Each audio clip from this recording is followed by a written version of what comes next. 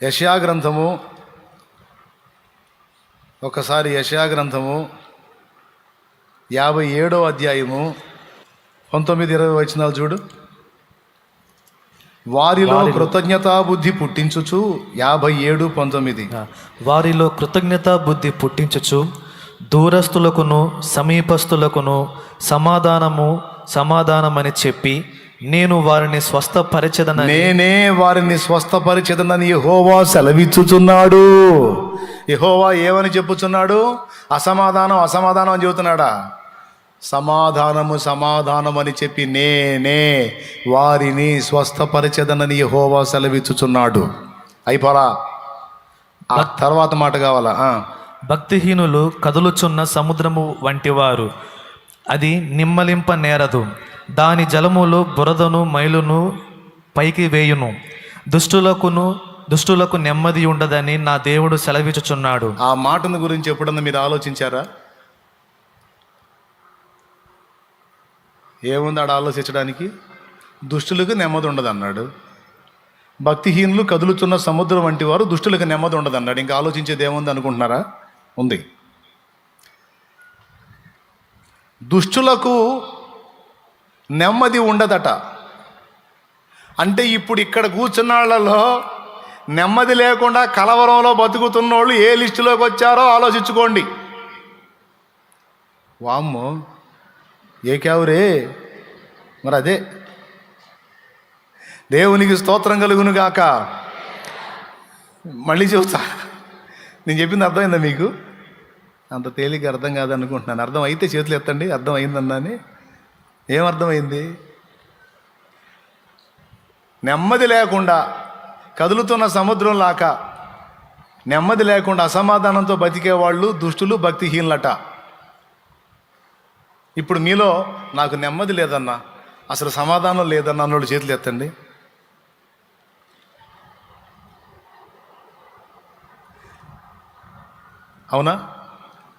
అవునా? నెమ్మది లేదు, సమాధానం లేదు, కష్టాల్లో ఉన్నాం, కలతల్లో ఉన్నాం. మరి అట్టయితే మీరు ఈ లిస్టులోకి వస్తున్నారు. ఏ లిస్టులోకి వస్తున్నారు? భక్తిహీనుల లిస్టులోకి వస్తున్నారు. మరి భక్తుల పని ఏంటి అంటే ముగ్గురు నలుగురు చేతులు ఎత్తే వాళ్ళకి అర్థం కాల. మిగతా వాళ్ళందరికీ అర్థమైంది. ఎందుకు అర్థం కాదు? ముదురులు మావులోళ్ళ. ఇప్పుడు చెప్తున్నాను వినండి. భక్తి పరులకు దేవుని మీద ఆనుకునే మనసు ఉంటుంది. దేవుని మీద ఎవరైతే పరిపూర్ణంగా ఆనుకుంటారో, ఆధారపడతారో, వాళ్ళ నెమ్మదికి ఏ ఢోకా ఉండదు. ఒక పక్క ఊరు కొట్టకపోతున్నా సరే నిమ్మళముగా నెమ్మదిగా ఉండగలుగుతారు. భక్తుల తత్వం అది.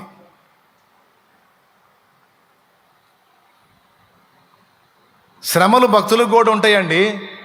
సమస్యలు భక్తులకు కూడా ఉంటాయి. అప్పులు, ఆర్థిక ఇబ్బందులు భక్తులకు కూడా ఉంటాయి. అయినా లెక్క చెయ్యరు. ఎందుకంటే వాళ్ళు విశ్వాసులు విశ్రాంతిలో బ్రతుకుతుంటారు.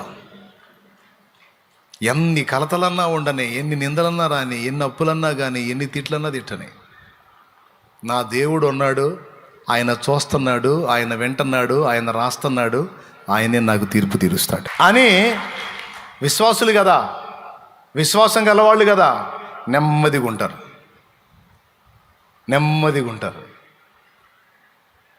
ప్రశాంతంగా ఉంటారు. మరి దుష్టులకి విశ్వాసం ఉండదు. విశ్వాసం లేని హృదయాలను దుష్ట హృదయం అన్నాడు. వాళ్ళకి నెమ్మది ఉండదు అన్నాడు. ఇప్పుడు ఇక నెమ్మది లేని జీవితం జీవించొద్దు. ఇక నుంచి నా దేవుడు ఉన్నాడు, నేను ఆయన మీద ఆనుకున్నాను, ఇది మొదలుకొని నాకు నెమ్మది, సమాధానం. చెప్పండి, నేను నా దేవుడి మీద ఆనుకున్నాను, నా హృదయం నెమ్మదిగా ఉంది, ఏదైనా ఆయనే చూసుకుంటాడంటే చేయొచ్చు. దేవుడు నన్ను బలి ఆడిస్తాడు ఒక్కోసారి. నేను చెప్తా, ఎప్పుడన్నా ఇప్పుడు నాకు కూడా ఒత్తిళ్ళు ఉంటాయి కదా, సమస్యలు, ఇబ్బందులు, కొంతమంది అన్యుల ద్వారా, అలాగే ఈ పరిచర్య, దాని విస్తరణ, కొన్ని చోట్ల స్థలాల వివాదాలు, నాకు కూడా నెమ్మది లేని స్థితిలో వస్తాయి. నెమ్మది లేకుండా నేను కలతతో కలతతో ఇబ్బంది పడతా, ఆవేదన పడతా, దేవుడు ఏం చెబుతాడని వాక్యం తీశాను అనుకో, యెషయా 57 వచ్చింది.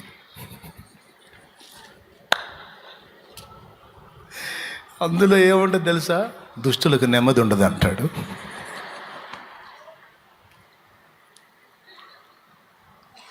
నీకు అర్థమైందా? అప్పుడు నేను మళ్ళీ ఎట్లా ఉంటుంది తెలుసా? నాకెందుకు నెమ్మది లేదు? నాకు నువ్వు ఉన్నావు, నాకు నువ్వు ఉన్నావు. నేనేం దిగులు పడలేదు, విచార పడలేదు, కాకపోతే కొంచెం టెన్షన్ పడ్డా అంతే. మనకి ఇంకా అబ్బాయి ఏం లేదు అని చెప్పి ఒక్క దెబ్బకి తుప్పు వదిలినట్టు అయింది నాకు.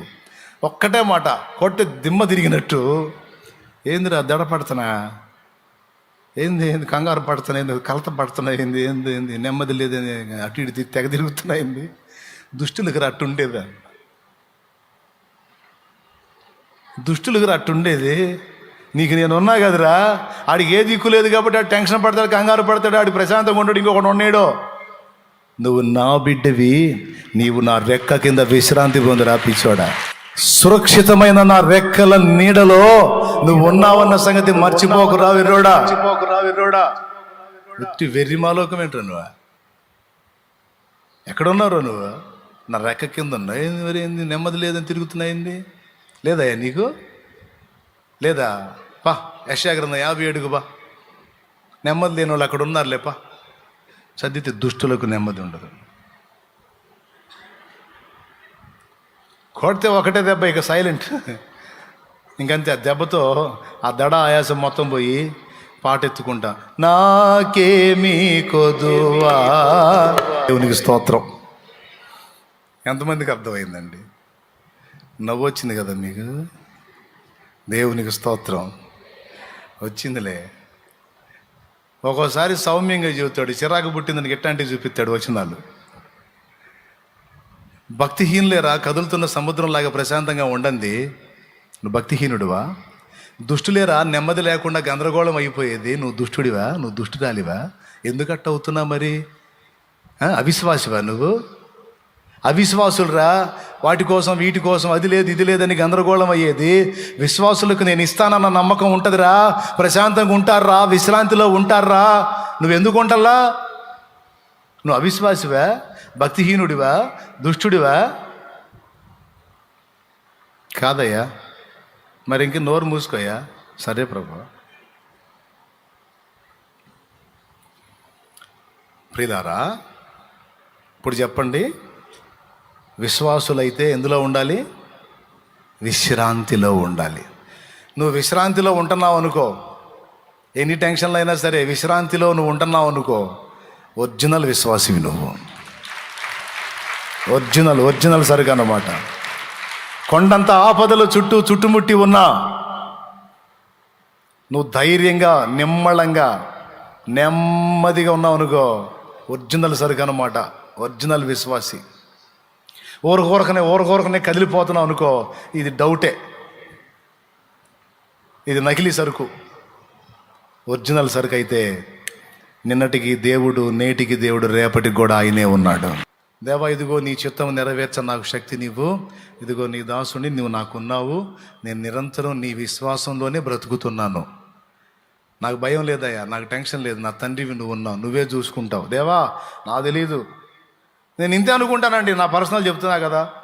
నాకు మరీ మొరాయించినందుకు ఏదన్నా ఏకాంతంగా పోయి కూర్చొని, నాకు తెలియదు, నువ్వే చూసుకో, నా వల్ల కావట్లేదని చెబుతా. నన్నేం చేయమంటావు? నా వల్ల కావట్లే, నువ్వే చూసుకో. నువ్వున్నావుగా, నువ్వున్నవాడివిగా, సర్వశక్తి గలవాడివిగా. నాకు తెలియదు ఎవరితో మాట్లాడతావు ఏమో, నాకు తెలియదు. కోటాలకు టైం వస్తుంది. మరి ఏడాడు తిరుగుతున్నాను, పిచ్చి పట్టినట్టు తిరుగుతున్నా, ఏడ దొరకలా. మరి నన్ను ఏం చేయమంటావు? ఇతను అమ్మను అంటున్నాడు, నాకు తెలియదు, నువ్వే చూసుకో అంటే వచ్చి మొత్తం అప్పచెప్పిపోయాడు. దేవునికి స్తోత్రం కలుగును గాక. అది నాకేం తెలుసా, నన్నేం చేయమంటావు? ఆయన అమ్మడంట కోటుగాడు. మరి సంగతి ఏం చూడు, కోటుగాడి సంగతి దేవుడు చూశాడు. ఎవరైనా నా దేవుడు కదిలిస్తాడు. అయిపోయింది అనుకున్నదాన్ని ఏం కాలేదు, ఇదిగో నేనున్నాను అంటాడు ఆయన. దేవునితో మాట్లాడేటప్పుడు దేవుడు సంతోషపడేటట్టు మాట్లాడాలి. వీళ్ళు వచ్చి అవిశ్వాసం మాటలు మాట్లాడితే ఏం మాట్లాడాలి తెలుసా? నోరు మొయ్యండి, పిచ్చి మాటలు మాట్లాడొద్దు. ఏముందో అది అయిపోయింది, ఇది అయిపోయింది, అట్ట అయిపోయింది, అంటే సోది మాట్లాడొద్దు. మీరు అట్లా మాట్లాడేటట్టయితే పక్కకి వెళ్ళండి. మీరు ఏమైంది, ఏం కాల, నా తండ్రి ఉన్నాడు, నాకు జరిగిందంతా నా మంచికే వచ్చిద్ది, జరిగిందంతా నా మేలుకే వచ్చిద్ది. మీకు నష్టంలా కనపడుతుందేమో, నేను కష్టాలు పడుతున్నాడు కనపడుతుందేమో, ఇవన్నీ నాకు అవసరం, ఇవన్నీ నా మేలుకే వస్తాయి. మీకేం తెలుసు? ఇవన్నీ నా మేలుకే వస్తాయి, మీకేం తెలిసి వచ్చింది? మాట్లాడుతున్నారు పెద్ద. ఎవరు మూసిపండే. నీ మనసుతో మాట్లాడేటప్పుడు నీ మనసుతో కూడా నువ్వు మాట్లాడుకోవాలి. మనసు కోతి లాంటిది, గంతులేస్తుంటుంది. ఏయ్ మనసా, ఏమిటే గంతులేస్తున్నావు? ఏమిటే భయపడుతున్నావు? ఏమిటే ఏదేదో అయిపోతుంది అన్నట్టు ఆందోళన పడుతున్నావు? పిచ్చి మనసా, ఏమైంది? నీ మనసుకు కూడా నువ్వు సమాధానం చెప్పుకోగలగాలి. నీ మనసుకు కూడా నువ్వు వాక్కు రిలీజ్ చేయాలి. మనసు అంటది అయిపోయింది, అంతా అయిపోయింది, కొంప మునిగిపోయింది, ఏదో జరగబోతుంది, ఏదో అయిపోబోతుంది, ఏదో జరగబోతుందని మనసు అంటుంటే ఏమీ జరగట్లేదు. అంతా మనకి ఫేవర్గానే జరిగిద్ది, అంతా మనకి ప్లస్సే అయ్యిద్ది, అంతా మనకి మంచిగానే జరిగిద్ది. అది ఎన్ని వంకరలు తిరిగినా మనసా, అది మనకి ప్లస్ అయ్యిద్ది. ఎందుకో తెలుసా? దేవుడు మన పక్షమునున్నాడు. దేవుడు మన పక్షమునున్నాడు. సమస్తము సమకూర్చి మేలుకు తెస్తాడు. ఏదన్నా జరగని అది అడుదిరిగి ఇటు మంచికే. మీకు గుర్తుండాలి. ఎందుకంటే ఇలా సమస్తము సమకూడి నా మేలు కొరకు జరుగుద్ది. మనసా అంతా మనకి మంచి జరిగితే. జనాలకు చెప్పడం కంటే ముందు మన మనసుకు చెప్పుకోవాలి. చెప్పండి, నీ మనసుకి, మనసా చెప్పు, నా మనసా కలత చెందకు. చెప్పు, మనసా కలత చెందకు, సమస్తము సమకూడి మన మేలుకే జరిగితే. ఎందుకనగా చెప్పు, ఎందుకనగా మనం దేవుణ్ణి ప్రేమిస్తున్నాం. దేవుడు చెప్పు, దేవుడు మనల్ని ప్రేమిస్తున్నాడు.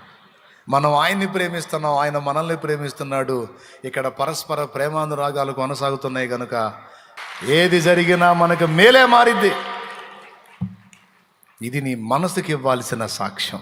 ఇంకొకడు ఉన్నాడు, సిగ్గులేనాడు, సైతాను. వాడితో కూడా వాక్కు రిలీజ్ చేయాలి. వాడికి కూడా వాక్కు రిలీజ్ చేయాలి. వాడికి ఏం వాక్కు రిలీజ్ చేయాలో తెలుసా? మీకా గ్రంథము 7వ అధ్యాయము 8వ వచనం రిలీజ్ చేయాలి వాడికి. అది మీకా గ్రంథము 7వ అధ్యాయము 8వ వచనం, నా శత్రువా నా మీద అతిశయపడకుము. 9వ వచనం 8, 9 కూడా చదవాలి. 8 చదువు. నేను క్రింద పడినను తిరిగి సైతాన్, ఇదిగో విను, నా శత్రువా నా మీద అతిశయింపవద్దు. నేను క్రింద పడినను తిరిగి లేతును, నేను అంధకారమందు కూర్చున్నను, యెహోవా నాకు వెలుగుగా నుండును.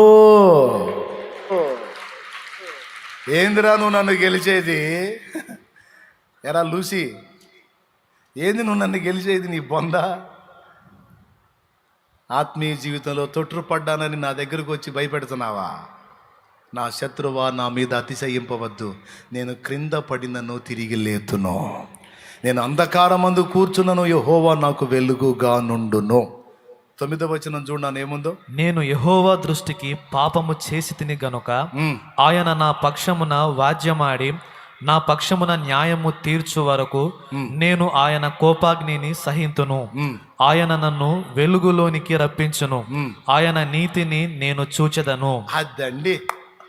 అదండి ఉండాల్సిన డైలాగు. ఎప్పుడన్నా దెబ్బతిన్నప్పుడు కూడా మనం ఏమన్నా తెలుసా? సైతాన్ గాడి అనుకుంటూ వస్తాడు. వాడు సిగ్గుండదుగా, ఎకిలి నవ్వులు నవ్వుకుంటూ వస్తాడు నీ దగ్గరికి అనుకుంటా. అప్పుడు చెప్పరా, శత్రువా నా మీద అతిశయపడవద్దు, నేను క్రింద పడినను తిరిగి లేతును. ఎందుకు? నా దేవుడే నన్ను నిలబెడతాడురా. నా దేవుడే కృంగిన వేళలో నన్ను లేవనెత్తిన చిరునామా ఆయనే. అది అది నేను కింద పడితే అంత వదిలేస్తాడు అనుకునేది నన్ను. మళ్ళా చెయ్యిస్తాడు, లెగుస్తాను నేను కింద పడ్డాను, ఆయన నన్ను తన్నాడు, ఆయన కోపాగ్ని నా మీదకి వచ్చింది, భరిస్తా. ఇది నాకు ఆయనకి నాకు సంబంధించిన విషయం. నువ్వెవడివిరా నా ముందుకు వచ్చి అంటున్నావు? ఆయన మా నాన్న, నేను ఆయన కొడుకుని. ఆయన మా నాన్న, నేను ఆయన కూతుర్ని. మా తండ్రి కూతుళ్ళ వ్యవహారం మా తండ్రి కొడుకులు ఎవరు, నీకెందుకురా లూసి? నా శత్రువా, నా మీద అతిశయింపవద్దు. నేను కింద ఉండేవాడిని కాదు రో, నన్ను నా తండ్రి లేపుతాడు. లేవనెత్తువాడు నా దేవుడు. ఏం చేస్తాడు? శృతి ఉన్న పాటలకు విలువలు ఉన్నట్లే కృతజ్ఞతనిచ్చావు, కృపలో నిలిపావు. నా దగ్గరికి వచ్చి అనాల్సిన అవసరం లేదురా. నువ్వు నా దగ్గరికి వచ్చి నువ్వు ఎగతాళి చేయాల్సిన అవసరం. నీ బతుకు చూసుకో, నీకు మూడింది చూసుకో. అగ్నిగుండం నీకుందిరో, బ్యాండ్ మేళం నీకుంది, ఇంక అయిపోయింది. నీ టైం దగ్గరికి వచ్చింది, వస్తున్నాడు. నా దగ్గరికి వచ్చి నన్ను ఎగతాళి చేస్తున్నా. వాడు వస్తాడు, నీ మనసులోకి వస్తాడు, నీ మనసుని కదిలిస్తుంటాడు, వాడు సిగ్నల్స్ పంపిస్తుంటాడు. అయిపోయిందిగా నీ పని, చేసావుగా, తేడా పడ్డావుగా, జారి పడ్డావుగా, నడువులు ఇరిగినాయిగా, అయ్యిందిగా నీకు. ఇంకెట్ట ఒప్పుకుంటాడులే దేవుడు. పెద్ద అసహ్యుడివి నువ్వు, అసహ్యురాలి నువ్వు నీ బతుకు, నీ కథ నీ మనసులోకి పంపిస్తుంటాడు వాడు సిగ్నల్స్. అప్పుడు వేయాల కేకరేయ్, నువ్వెవడివిరా? అడుగులు జారి పడ్డా, నా తండ్రిని వేడుకుంటా. నేను తేడా పడ్డందుకు నన్ను తంతాడు, సహిస్తా. కోపాగ్ని తట్టుకుంటా. అయితే కోపించుచునే వాత్సల్యం చూపేవాడు రా మా నాన్న. కోపించుచునే వాత్సల్యము నాపై. అదిరా మా నాన్న అంటే. మా నాన్నకి హక్కు ఉందిరా, నన్ను దన్నే హక్కు ఉంది, నన్ను చంకనెత్తుకునే హక్కు ఉంది, నన్ను భుజాన్ని వేసుకునే హక్కు ఉంది. మా నాన్న నన్ను గద్దించే హక్కు ఉంది. నేను అడుగులు జారితే నన్ను ఒక తను దాన్ని సరిచేసే హక్కు ఉందిరా. శత్రువా, నా మీద అతిశయపడుకొని వాడికి సంధియకూడదు. సైతాన్తో కూడా మాట్లాడాలి మనం. వాడికి రిలీజ్ చేయాల్సిన వాక్ ఇదే, నా మీద అతిశయపడద్దు, నేను ఆయన కొడుకుని, నేను ఆయన కూతుర్ని. నీకేం సంబంధం? నువ్వెవడు అసలు? నీ బతుకు చూసుకున్నావు. కలవరి సిలువలో ఓడిపోయావు నువ్వు. మరెన్నడూ బాగు చేయకుండా నాశనం అయిపోయావు నువ్వు. రేపు నిత్యం వండి అగ్ని, గాఢాంధకారపు అగ్ని నీ కోసం కాచుకున్నది. గాఢాంధకారంలో అగ్ని నీ కోసం కాచుకున్నది. నువ్వేమో అగ్నిగుండం పాలవుతావు. నేను తిరిగి లేచి నా తండ్రితో కూడా నేను ఏలతాను. నేను నా తండ్రితో పాటు, నా ప్రభుతో పాటు పరిపాలిస్తాను. నువ్వేమో అగ్నిలో యాతన పడతావు. అది నీ ఫ్యూచర్, అది నా ఫ్యూచర్. ఇది క్యావరే జావ్, బద్మాష్ జావ్. అది ఎంతమందికి అర్థమైంది? సైతానికి అదే సమాధానం చెప్పాలా, సైతాను సంబంధులకు కూడా అదే సమాధానం చెప్పాలి. అర్థమైందా? అర్థమైతే ఇంకెందుకు మరి? హడావుడి పడి నెమ్మది లేకుండా గందరగోళం అవుతున్నావంటే ఏ క్యాడర్లోకి వచ్చావు? దుష్టుల క్యాడర్లోకి వచ్చావు. జాగ్రత్త. ఎట్లున్నావు అని నేను అడిగినా, దేవుడు అడిగింది ఏమని చెప్తావు? నెమ్మదిగా. ఈరోజు దేవుడు నీతో మాట్లాడుతున్న మాటలు, ఆయన మాటలు ఆత్మయు జీవమై ఉన్నవి. శత్రువు కూడా వాడి మాట ద్వారా ఒక స్పిరిట్ని రిలీజ్ చేస్తాడు. మనం కూడా మన మాట ద్వారా ఒక స్పిరిట్ని రిలీజ్ చేస్తామనే ఒక అద్భుతమైన సత్యాన్ని ఈరోజు మనం నేర్చుకుందాం. మనం సమాధానం అని పలికితే సమాధానపు శక్తి వెళుతుందట ఇంటి మీదకి. మనం ఏ మాట ఎదుటి వాళ్ళతో పలుకుతామో ఒక స్పిరిట్ రిలీజ్ చేసినట్టు, మనం ఒక ఆత్మను వారి మీదకి పంపుతున్నట్టని మర్చిపోవద్దు. పిల్లల్ని గురించి కానీ, పెద్దల్ని గురించి కానీ మాట్లాడేటప్పుడు, ఇంట్లో వ్యక్తుల్ని గురించి మాట్లాడేటప్పుడు శాపవచనాలు, దరిద్రపు మాటలు, అవమానకరమైన మాటలు, కృంగిపోయే మాటలు మాట్లాడకూడదు. ఆ విధమైన స్పిరిట్ పంపుతాం మన వాళ్ళ మీదకి. అది కాదు, వారు బలహీనులైనా వారు బలవంతులు అవుతారనే వాక్కు రిలీజ్ చేయాలి. నిష్ప్రయోజకులైనా సరే ప్రయోజకులు అవుతారన్న వాక్కు రిలీజ్ చేయాలి. ఇంట్లో శాపం విలయతాండవం చేస్తున్నా సరే ఆశీర్వదించబడబోతున్నాం. మనం ఆశీర్వదించబడిన వారమని పలకాలి, ఆశీర్వదించబడిన వారమని పలకాలి. మనం దేవుని ఆత్మ గలవారమని పలకాలి. మన ఇల్లు ఇప్పుడు కలతలో ఉండొచ్చు, దేవుని సమాధానం సమృద్ధిగా మన మీదకి వచ్చిందని పలకాలి. సమస్త విషయాల్లో నేను ఇప్పుడు రోగినై ఉండొచ్చు, నేను రోగినై ఉండొచ్చు, కానీ నన్ను చావుకు అప్పచెప్పడు నా దేవుడు. నేను చావను, నేను సజీవుడనై నా దేవుని క్రియలు వివరిస్తానని చెప్పాలి. మాట్లాడటం నేర్చుకుందాం.